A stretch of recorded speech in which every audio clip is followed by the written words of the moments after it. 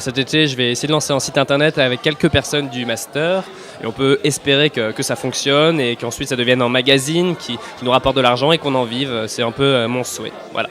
Dans 10 ans, j'aurais peut-être changé de métier. Sinon, je serais en train de balader mon micro en Afrique quelque part. Je me verrais bien à l'étranger, ouais, même faire des piges, à la limite ça me fait pas peur, ça me laisse l'opportunité de garder le choix de mes sujets, et enfin voilà. Donc voilà, la télé, si j'y arrive pas, je sais pas, je serai serveuse dans un bar. On peut aussi être très heureux en vendant des sandwichs, c'est du vécu. Je pense que j'aurais tout simplement arrêté en fait. Dans 10 ans, contrairement à mes collègues journalistes qui sont un peu pessimistes, j'ai envie d'être optimiste et je me vois correspondante pour des médias français en Allemagne. Et pourquoi pas réaliser des web documentaires d'une nouvelle génération avec mes collègues journalistes aux 4 coins du monde. Et voilà. Et pour la ligne éditoriale, je vous en dirai plus dans 10 ans. Aujourd'hui, on a un virage avec les nouvelles technologies qui arrivent. Un virage majeur et soit on le saisit, nous, nouvelle génération, et on en fait quelque chose et on propose un nouveau modèle pour le journalisme, soit on s'en saisit pas, on se saisit pas de l'opportunité et alors on sombrera avec la profession que l'on voulait faire et le métier que l'on voulait exercer. J'ai actuellement déjà 3 projets de nouveaux médias que je voudrais créer.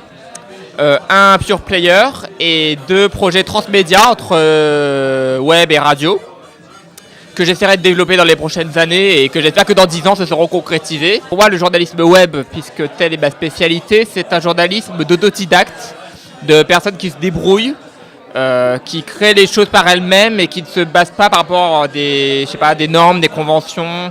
Voilà, qui ne rentre pas dans les circuits normaux. Je préfère créer mon propre circuit, tracer mon propre chemin pour pouvoir faire véhiculer l'information que j'ai envie de véhiculer. Vive Internet et franchement, vive Twitter et vive un peu tout ça. Et je pense que dans 11 ans, on travaillera avec Gwendal et on fera des trucs extraordinaires. On fera des belles investigations de fond, sociales, culturelles, politiques. On fera du vrai journalisme et ça va être beau et on aura des vrais moyens financiers derrière. On travaillera ensemble, en coopérative, dans une indépendance totale, sans aucune soumission à quelque règle que ce soit. Et là, on ferait du vrai journalisme. Si je suis journaliste dans 10 ans, je serai journaliste avec un crayon à la main et un carnet de notes dans l'autre main. Que je tiendrai aussi loin que possible de moi tout ce qui ressemble à un ordinateur, un blog, un réseau social. Ce sont de fausses technologies et que ce sont des fausses formes de progrès technologique qui éloignent en fait de l'essentiel. On nous parle de data journalism, de journalisme de lien, etc. On nous demande de maîtriser aujourd'hui tous les outils informatiques.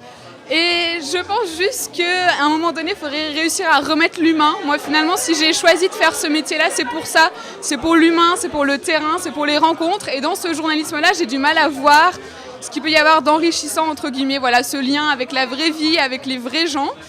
Et du coup, moi, je me vois bien, tout simplement dans une rédaction locale. Juste une rédaction locale avec de la proximité, avec des gens vrais, entre guillemets. Parce que passer ma vie derrière un ordinateur, non, quoi.